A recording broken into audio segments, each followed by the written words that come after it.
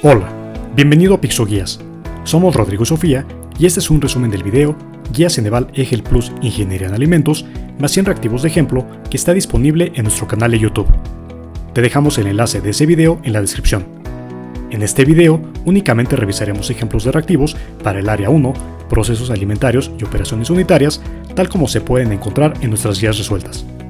Estos reactivos tienen la misma complejidad que el EGEL Plus de Ingeniería en Alimentos.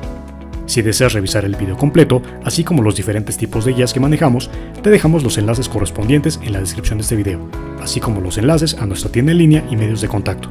Recuerda, todos nuestros videos ya cuentan como un muestrario en sí mismo. Sin más, comenzamos. Área 1, procesos alimentarios y operaciones unitarias, reactivos con formato de cuestionamiento directo. En un proceso de manufactura de jugos de fruta se necesita el empleo de un evaporador, el cual recibe alimentación de 4500 kg al día de zumo con una concentración del 21%. Si se desea concentrar los sólidos hasta el 60%, ¿cuál es la cantidad de agua evaporada?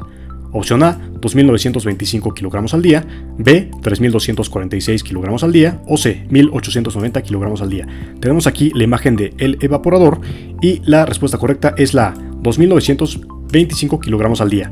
La explicación es que primero debemos calcular la cantidad de sólidos que se encuentran inicialmente en la alimentación. Sabemos que la concentración de sólidos es del 21%, por lo que la cantidad de sólidos es 4500 kg por 21% igual a 945 kg de sólidos. Si queremos que esta cantidad de sólidos represente el 60% del jugo concentrado final, podemos dividir la cantidad de sólidos por la concentración deseada para encontrar la cantidad total de jugo concentrado. Esto es 945 kg entre 60% igual a 1575 kg de jugo concentrado. La cantidad de agua evaporada será la diferencia entre la cantidad inicial de zumo y la cantidad final de jugo concentrado, es decir, 4500 kg menos 1575 kg igual a 2925 kg de agua evaporada por día. Por lo tanto, la cantidad de agua necesaria para ser evaporada para concentrar el jugo al 60% de sólidos es de 2925 kg al día. Se está produciendo jugo concentrado de manzana en un evaporador de triple efecto. El vapor saturado se introduce en el primer efecto a 150 grados Celsius. La alimentación entra al primer efecto a 25 grados Celsius y el producto final sale del tercer efecto a 80 grados Celsius. El proceso no presenta elevación apreciable del punto de ebullición. Los coeficientes globales de transferencia de calor para el primer, segundo y tercer efecto son de 2500, 2000 y 1500 watts sobre metro cuadrado grados Celsius, respectivamente. La temperatura de salida del vapor en el primer y segundo efecto son de 130 grados Celsius y 100 grados Celsius respectivamente.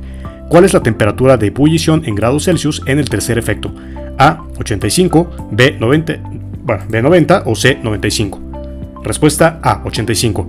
La explicación es que dado que se proporcionó la temperatura de salida del vapor en el segundo efecto, 100 grados Celsius, podemos inferir que la temperatura de ebullición en el tercer efecto será menor a esta temperatura, pero mayor a la temperatura de salida del producto en el tercer efecto, 80 grados Celsius. Por lo tanto, y con la información adicional proporcionada, podemos deducir que la temperatura de ebullición en el tercer efecto será A, 85 grados Celsius, que se encuentra entre la temperatura de salida del producto y la temperatura de salida del vapor en el segundo efecto. Una empresa pastelera elabora una tarta con mermelada de fresa. El análisis del producto mostró que presenta 20% de humedad, 1% de ceniza, 15% de grasa, 2% de proteína y 62% de carbohidratos. Calcule el aporte calórico en 100 gramos de producto. A, 326, B, 391 o C, 626. La respuesta correcta es B, 391. La explicación es que para calcular el aporte calórico de un alimento debemos considerar la contribución calórica de cada macronutriente. Los macronutrientes son las grasas, las proteínas y los carbohidratos. En general, cada gramo de grasa proporciona aproximadamente 9 kilogramos o kilocalorías y cada gramo de proteína proporciona aproximadamente 4 kilocalorías y cada gramo de carbohidratos proporciona aproximadamente 4 kilocalorías también.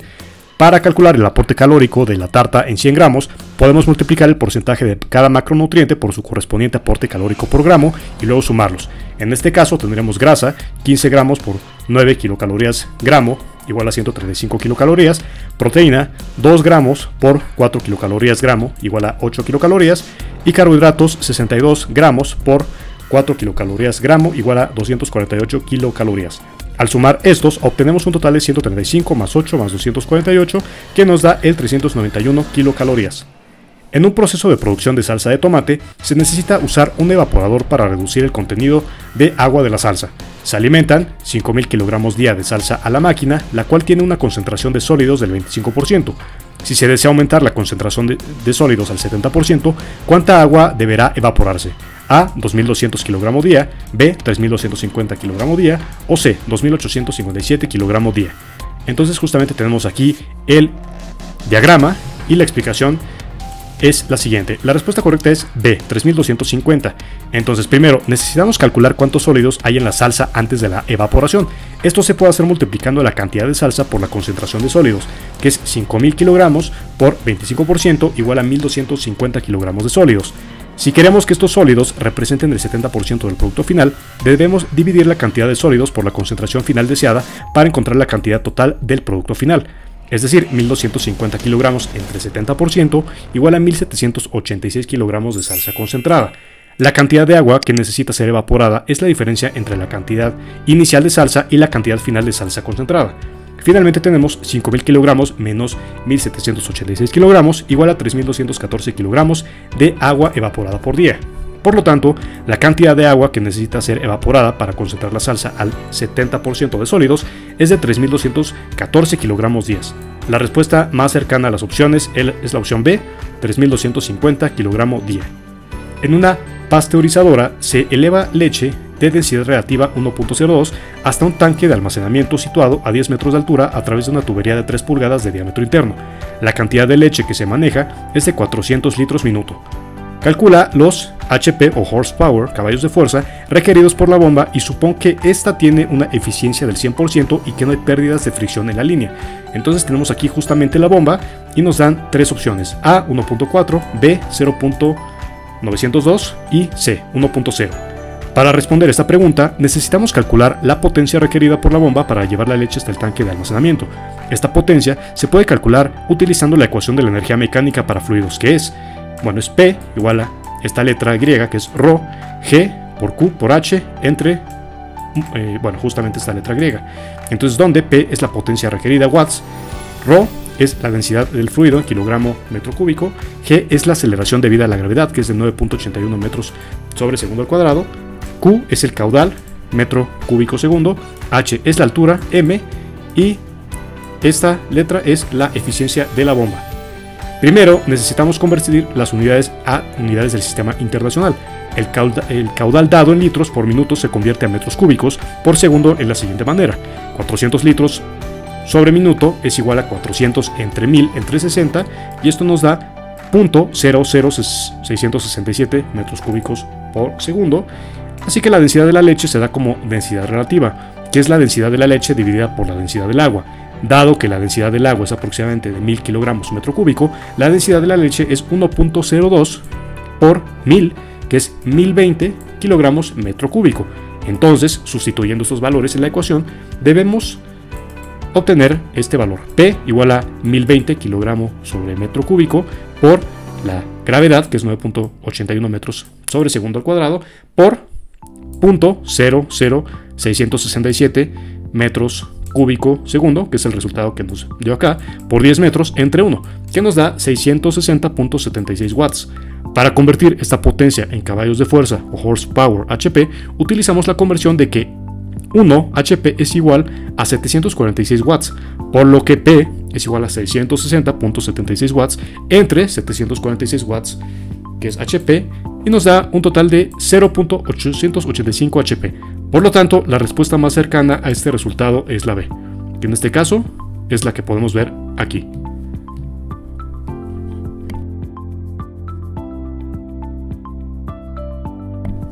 En muchas ocasiones, los balances deben efectuarse para algunas de las sustancias en particular.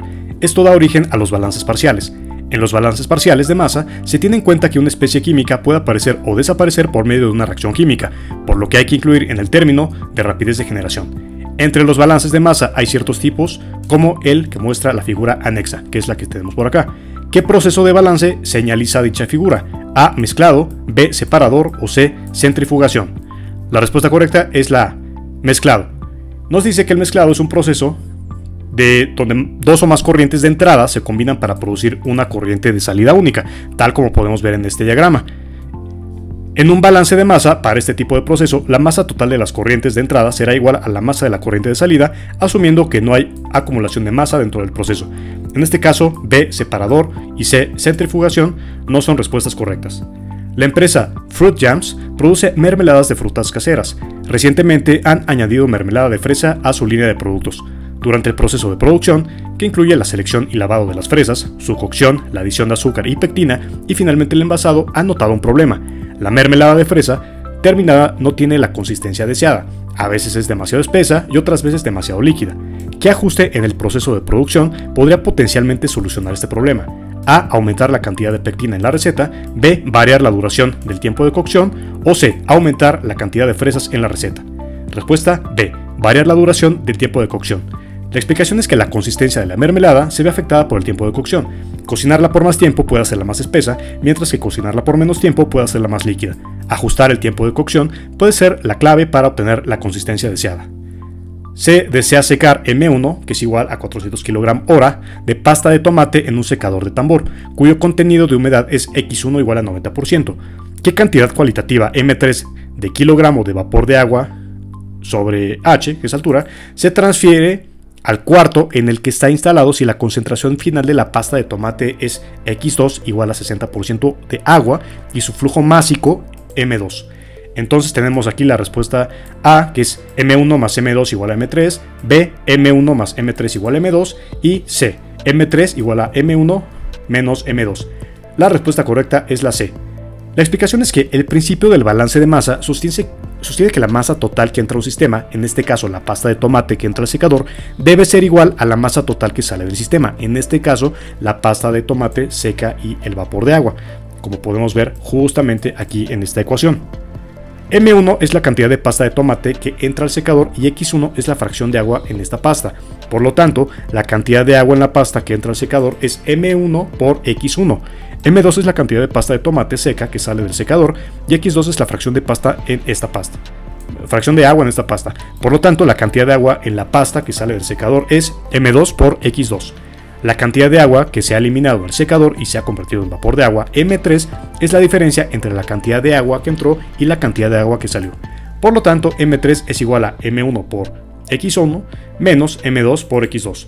Pero, dado que se pregunta por la cantidad cualitativa de vapor, es decir, el flujo total de agua que ha pasado por el secador sin tener en cuenta la fracción que permanece en la pasta, la respuesta correcta es M3 igual a M1 menos M2, es decir, respuesta C. La compañía Verduras al Día es un productor líder de vegetales enlatados. Recientemente han introducido una nueva línea de espinacas enlatadas. Después de la recolección, las espinacas se lavan, se cortan, se blanquean, se enlatan y luego se someten a un proceso de esterilización antes de ser almacenadas. No obstante, se ha observado que la espinaca enlatada a menudo tiene una textura blanda y una coloración marrón poco atractiva una vez abierta la lata, a pesar de seguir todas las pautas estándar de conservación y almacenamiento. ¿Cuál de las siguientes modificaciones en el proceso de transformación y conservación podría ayudar a mejorar la calidad de las espinacas enlatadas? A. Aumentar el tiempo de blanqueo de las espinacas. B. Disminuir el tiempo de esterilización de las latas. O C. Refrigerar las espinacas antes del proceso de enlatado. Respuesta B. Disminuir el tiempo de esterilización de las latas. La explicación es que la esterilización es un proceso crítico para garantizar la seguridad del producto, pero un tiempo excesivo de esterilización puede resultar en una degradación de la calidad del producto, incluyendo cambios en la textura y el color. Por lo tanto, optimizar el tiempo de esterilización podría ayudar a mejorar la calidad de las espinacas enlatadas sin comprometer la seguridad del producto. La empresa Choco Delight produce 480 kg sobre H de pasta de cacao a partir de 600 kg H, que en este caso es hora, de granos de cacao. Teóricamente, considerando que los granos de cacao contienen un 50% de grasa y un 40% de sólidos, se deberían obtener 540 kg hora de pasta de cacao. Por lo tanto, hay una pérdida de 640 kilos hora durante la producción. Considerando el balance de materia, ¿qué podría explicar la pérdida en la producción de pasta de cacao? A. Pérdidas durante el proceso de molienda. B. Error en el cálculo de la producción teórica. O C. Problema durante la etapa de tostado y limpieza. Respuesta A. Pérdidas durante el proceso de molienda. La explicación es que, aunque se asumió inicialmente que no hay pérdidas en la etapa de tostado y limpieza, la etapa de molienda parece no ser completamente eficiente. La empresa necesita investigar y optimizar este proceso para minimizar las pérdidas. La empresa Frutas Secas es un distribuidor líder de frutas y hortalizas secas. Recientemente han observado que las manzanas que distribuyen a menudo se ponen marrones y se deterioran antes de llegar a los consumidores, lo que lleva a un aumento de los residuos y a una disminución de la satisfacción del cliente. Para combatir este problema, Frutas Secas ha comenzado a considerar el uso de películas y recubrimientos comestibles en sus manzanas para prolongar su vida útil post cosecha. Han encontrado 3 alternativas: cera de carnauba, gelatina y una mezcla de almidón y glicerol. Considerando las características de cada recubrimiento, ¿cuál podría ser la mejor opción para mantener la frescura de las manzanas durante más tiempo? A. Cera de carnauba, B. Gelatina o C. Mezcla de almidón y glicerol. La respuesta es A. Cera de carnauba. La explicación es que la cera de carnauba es un recubrimiento comestible ampliamente utilizado en frutas por sus propiedades de barrera al agua, al oxígeno y a otros gases. Esto puede ayudar a prevenir la pérdida de humedad y de coloración, manteniendo las manzanas frescas por más tiempo. Aunque la gelatina y la mezcla de almidón y glicerol pueden también actuar como barreras, la cera de carnauba es más efectiva y duradera para esta aplicación particular. Área 1. Procesos alimentarios y operaciones unitarias, reactivos con formato de completamiento. En un proceso de fabricación de productos lácteos, se utiliza un tanque de agitación con un impulsor tipo turbina y deflectores para mezclar una solución de leche y azúcar. El tanque tiene un diámetro de 2 metros y está equipado con un impulsor de 6 palas tipo turbina con un diámetro de 0.6 metros. El sistema de agitación opera a una velocidad de 180 revoluciones por minuto. Uno de los problemas identificados es que se forman grumos de azúcar que no se disuelven correctamente, lo que afecta la calidad final del producto. Para solucionar este problema, se está considerando aumentar la velocidad de agitación. Sin embargo, se desea evitar la formación de vórtices que podría provocar la entrada de aire en la solución y afectar a la calidad del producto. La mejor acción a tomar para optimizar la mezcla sin provocar la formación de vórtices es A. Aumentar la velocidad de agitación a 220 revoluciones por minuto, B. Reducir la velocidad de agitación a 140 revoluciones por minuto o C. Cambiar a un impulsor de 4 palas. Respuesta A. Es aumentar la velocidad de agitación a 220 revoluciones por minuto. Puedes ponerle pausa al video para revisar la explicación. Una planta química desarrolla el siguiente sistema de pasteurización. El número 9 indica, entonces te van a poner varios ejemplos en los que tienes que identificar alguna secuencia, algún elemento, etcétera, en una imagen. Aquí tenemos el 9, como podemos ver en este esquema, y nos están preguntando qué es lo que indica el 9. A. Bomba de alimentación, B. Bomba de impulso o C. Sistema de calentamiento de agua. La respuesta correcta es la C. Sistema de calentamiento de agua. Observe el siguiente diagrama sobre el diseño de una planta de procesamiento de alimentos. El elemento que debe estar presente para permitir una correcta secuencia de procesos y evitar accidentes es, entonces, en este caso, recuerda que te van a preguntar diseño de plantas en agroindustria alimentaria. Tenemos aquí justamente el croquis visto desde arriba y bueno, pues lo que va a permitir la secuencia de procesos para evitar accidentes, que es sobre techos, B. Esquinas cuadradas o C. Ladrillos antiácido. La respuesta correcta es C, ladrillos antiácido, porque son un tipo especial de ladrillos utilizados en la construcción de estructuras que estarán en contacto con ambientes ácidos o corrosivos. Están diseñados para resistir la acción de sustancias ácidas y proteger la estructura de daños. Estos ladrillos están formados con materiales refractarios que tienen una alta resistencia a la corrosión y altas temperaturas. Los materiales más comunes utilizados a la fabricación de estos ladrillos son la arcilla refractaria, el sílice y el alúmina. Estos materiales tienen propiedades químicas y físicas que les permiten resistir a la acción de los ácidos y proteger las estructuras en las que se utilizan. Una ingeniera en alimentos trabaja en una empresa de elaboración de fideos. En el autoclave se percata que el manómetro no está dando la lectura correcta, por consiguiente cambia de manómetro. ¿Qué tipo de mantenimiento estaría aplicando? A. Mantenimiento preventivo, B. Mantenimiento inductivo o C. Mantenimiento correctivo. Respuesta C. Mantenimiento correctivo. Puedes ponerle pausa al video para revisar la explicación.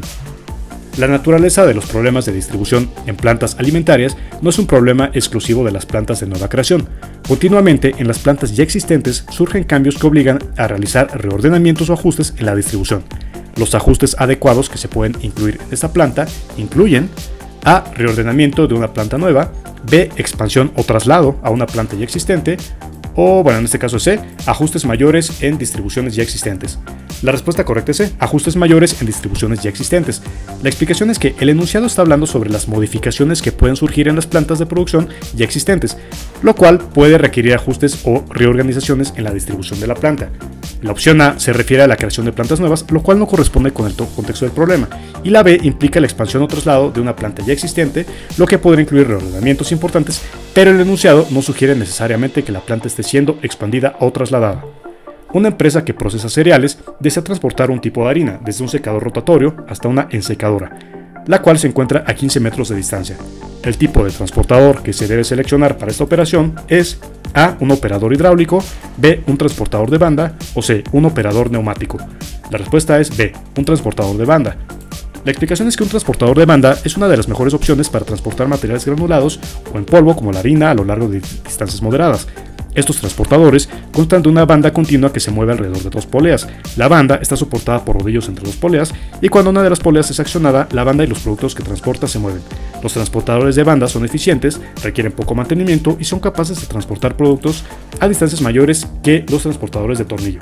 Los transportadores de tornillo o sin fines, por otro lado, pueden ser una buena opción para distancias cortas, pero pueden resultar menos eficientes para distancias más largas, como la especificada de 15 metros.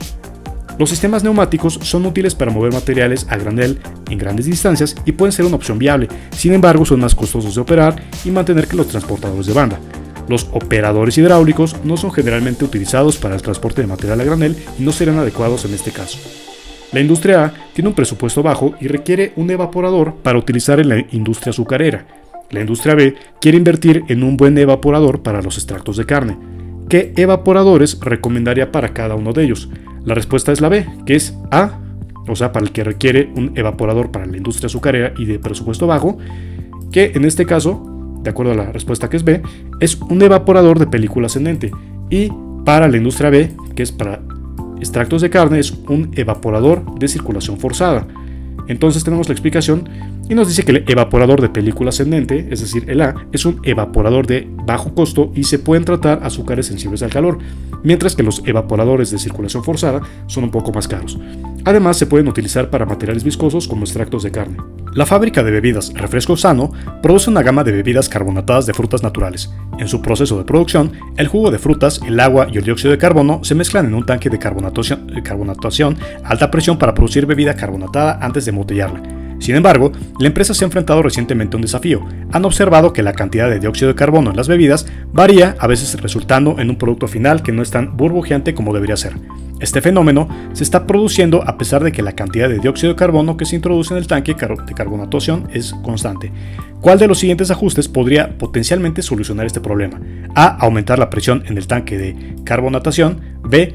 Aumentar la cantidad de dióxido de carbono que se introduce, o C, cambiar la temperatura a la que se lleva a cabo la carbonatación. Respuesta A, aumentar la presión en el tanque de carbonatación. La explicación es que la solubilidad del dióxido de carbono en líquidos aumenta en medida que aumenta la presión. Por lo tanto, al aumentar la presión en el tanque de carbonatación, se puede mejorar la cantidad de dióxido de carbono que se disuelve en la bebida, aumentando su efervescencia. La reacción de degradación de un nutriente en un producto alimenticio sigue una cinética de primer orden. Se ha observado que la constante de velocidad a esta reacción es de 0.05 minutos, menos 1, justamente este es al revés, a 35 grados centígrados y de 0.20 minutos, negativo, a 50 grados Celsius. Utilizando la ecuación de Arrhenius, que establece que la velocidad de una reacción aumenta exponencialmente con el aumento de la temperatura, y sabiendo que la energía de activación para esta reacción es de 50 kJ/mol, ¿cuál sería la constante de velocidad de la reacción a 40 grados Celsius? A. 0.08 minutos, B. 0.11 minutos, menos 1, o C. 0.15 minutos menos 1. La respuesta correcta es la B. 0.11 minutos menos 1. Explicación. La ecuación de Arrhenius se puede escribir de la siguiente forma. K igual a AE y esto multiplicado por menos EA entre RT, donde K es la constante de velocidad, A es el factor preexponencial, EA es la energía de activación, R es la constante del gas ideal y T es la temperatura en Kelvin. Para resolver este problema necesitamos aplicar la ecuación de Arrhenius en su forma logarítmica.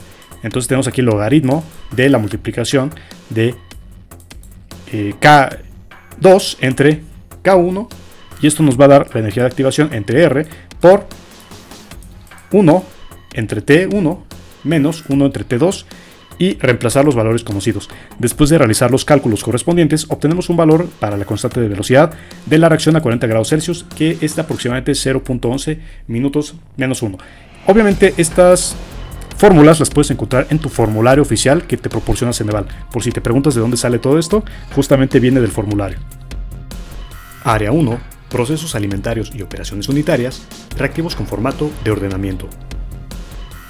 El proceso de refinamiento de aceites comestibles se basa en la eliminación de compuestos indeseables. Ordene las operaciones requeridas para el refinamiento. En este caso, la respuesta correcta es la C, que nos indica que es, primero, empezar con el 2, que es adición de agua al 2-3% y calentamiento a 50 a 60 grados Celsius y separación de la fracción acuosa por centrifugación. Posteriormente es 4, neutralización y saponificación con NaOH al 10 o 15%. Luego es 1, que es utilización de arcillas y calentamiento a 80-90 grados Celsius para decolorar el aceite. Y finalmente 3, calentamiento a 230-260 grados Celsius y circulación de vapor para arrastre de compuestos volátiles. La explicación la puedes encontrar al ponerle pausa al video. Se tiene una mezcla de agua y etanol que se quiere separar por destilación. Se quiere entender el proceso considerando los fenómenos de transporte y sus parámetros asociados. Coloca en orden los pasos del proceso de destilación. La respuesta correcta es la B, que nos indica que primero es el 5, que es la mezcla inicial se coloca en el matraz de destilación. Luego es el 1, que nos dice que la mezcla se calienta hasta el punto de ebullición del primer componente. Luego es 4, el calor suministrado provoca la vaporización del componente con el punto de ebullición más bajo. Luego es 3, que el vapor se condensa al pasar a través de un condensador. Y finalmente 2, se recolecta el destilado, que es en su mayoría el componente con el punto de ebullición más bajo. La explicación al ponerle pausa al video. Un ingeniero en alimentos está diseñando un intercambiador de calor para enfriar un fluido que entra a 100 grados Celsius hasta 40 grados Celsius. El fluido fluye a una tasa de 1 kilogramo segundo y su calor específico es de 4.2 kilojoules, y esto entre kilogramo por K. El agua fría está disponible a 10 grados centígrados. Ordene los siguientes pasos para calcular la tasa de flujo de agua fría requerida. La respuesta correcta es la A y nos dice que primero es calcular el calor perdido por el fluido. Luego es 4, bueno, en este caso sería aquí, 4, encontrar la diferencia de temperatura del agua. Luego es 2, determinar la temperatura final del agua. Y finalmente 3, calcular la tasa de flujo de agua fría requerida. La explicación al ponerle pausa al video. Está planeando abrir una fábrica de jugos de frutas. Para asegurarse de que los jugos se conserven correctamente y sean seguros para el consumo, tiene que decidir qué técnica o qué tecnología de conservación de alimentos debe utilizar. Ordene las siguientes etapas para tomar una decisión. La respuesta correcta es la A y nos dice que primero es 3, realizar un estudio de mercado para determinar las preferencias del consumidor. Luego es 4, investigar las diferentes tecnologías de conservación de alimentos disponibles. Luego es 2, evaluar las ventajas y desventajas de cada tecnología. Luego es 5, considerar las regulaciones de seguridad alimentaria y los costos de implementación de cada tecnología. Y finalmente 1, seleccione la tecnología de conservación de alimentos más apropiada basada en los resultados de la investigación. La explicación al ponerle pausa al video. Está trabajando en el diseño de un proceso para la fabricación de cerveza. Necesita entender cómo se interrelacionan los mecanismos de transferencia de momentum, calor y masa en este proceso. Por favor, ordene las siguientes etapas del proceso de fabricación de cerveza. La respuesta correcta es la A y nos dice que primero es 3, molienda. Los granos de cebada se trituran para liberar los azúcares. Luego es 5, lauterización. El agua caliente se añade a la cebada molida para extraer los azúcares.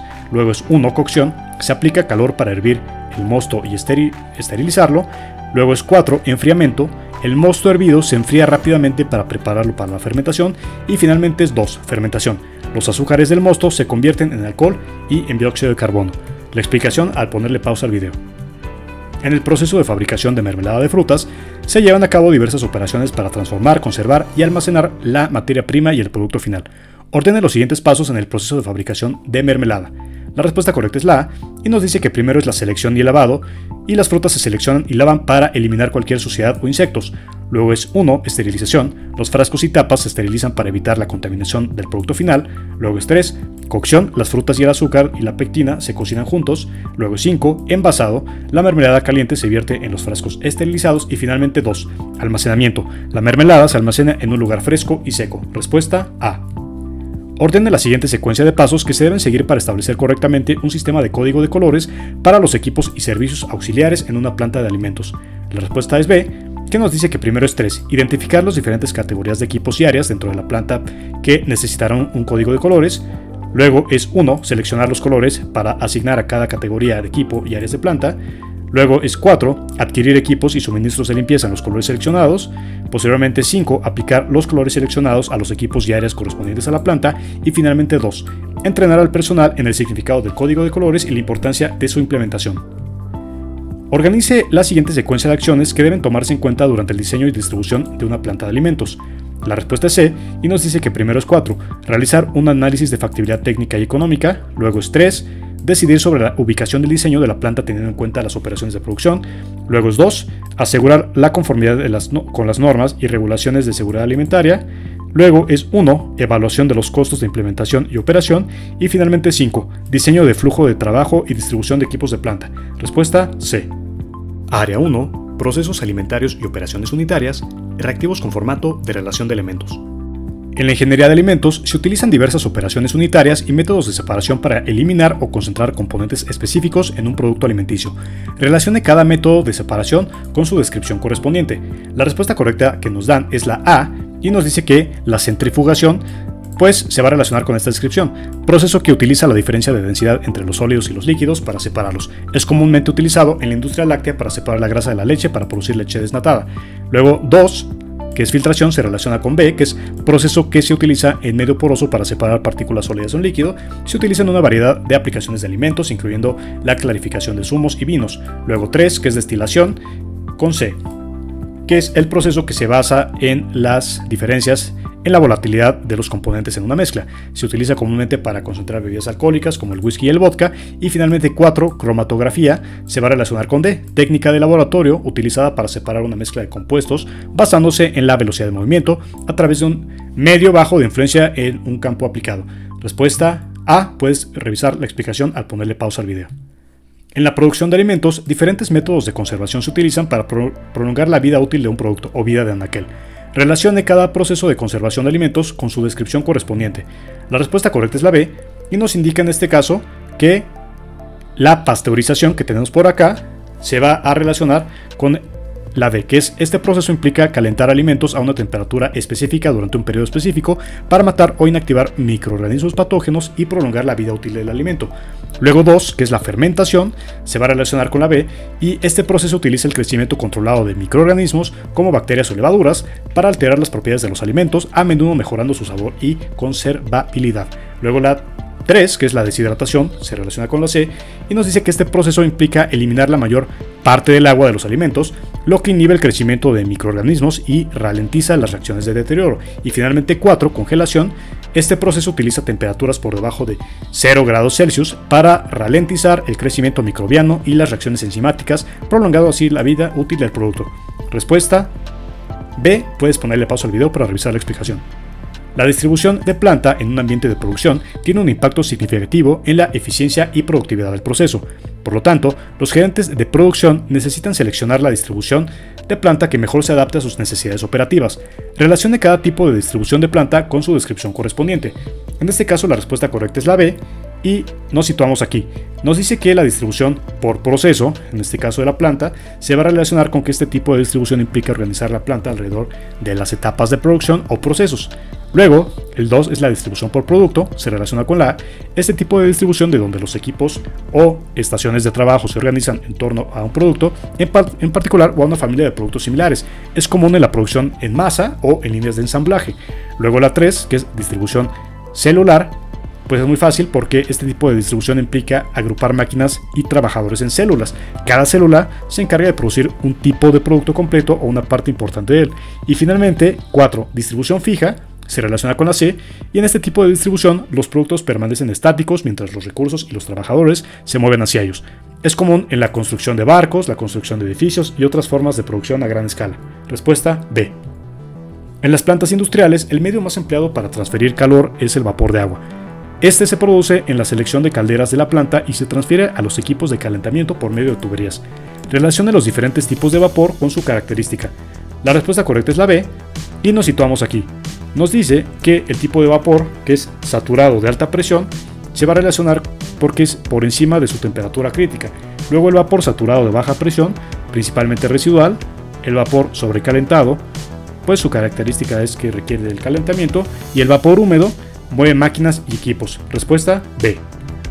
En el campo de las operaciones industriales, los fluidos son esenciales para muchas funciones. Los distintos tipos de fluidos tienen diferentes aplicaciones en función de sus características. Relaciona los diferentes tipos de fluidos con su característica. Entonces aquí tenemos la explicación. Puedes ponerle pausa al video, pero nos vamos a la respuesta, que es la A. Vemos que aquí nos situamos, así que un fluido newtoniano o newtoniano Su característica es que se caracteriza por tener viscosidad constante, independientemente de la tasa de cizallamiento o de formación aplicada. Luego, un fluido no newtoniano o newtoniano, pues es aquel que posee viscosidad dependiente de la tasa de cizallamiento. Luego, 3, un fluido ideal, es un fluido que es invísido, es decir, no tiene fricción interna. Y finalmente, un fluido real, es un fluido que presenta resistencia al flujo debido a la viscosidad y fricción interna. Respuesta A. Para concentrar el jugo de naranja, se parte de un extracto que contiene 12.5% de sólidos. A continuación, se observa un esquema de la máquina encargada de realizar este proceso. Relaciona el número colocado en el esquema con el enunciado correspondiente. Aquí la respuesta correcta es la B y vamos a analizar. Nos dice que el 1 que vemos por acá se relaciona con concentrado al 12.5%. El 2 que vemos por acá se relaciona con el evaporador. El 3 que vemos por acá se va a relacionar con la derivación. El 4 que vemos por acá se va a relacionar con el concentrado al 58%. El 5 que vemos por acá se va a relacionar con el concentrado al 42%. Y finalmente el 6 que vemos por acá se va a relacionar con el agua evaporada. Respuesta B. Una empresa de bebidas está considerando cambiar su sistema de pasteurización de calor estático a un sistema de intercambio de calor de flujo continuo. Para ello, se requiere comprender los parámetros asociados a los fenómenos de transporte. Relaciona los parámetros o fenómenos con su respectiva descripción. La respuesta correcta es la A y nos dice lo siguiente. En este caso, la conductividad térmica se va a relacionar con que es la capacidad de una sustancia para transportar energía térmica. Luego, la viscosidad es la resistencia de un fluido a la deformación bajo la aplicación de una fuerza. Luego 3, difusividad térmica es la medida de la velocidad con la cual la temperatura de un objeto cambia en respuesta a un cambio en su entorno. 4, densidad es la medida de la cantidad de masa por unidad de volumen. Y finalmente 5, velocidad de flujo es la tasa a la cual un volumen de fluido pasa a través de una sección determinada. Respuesta correcta, A.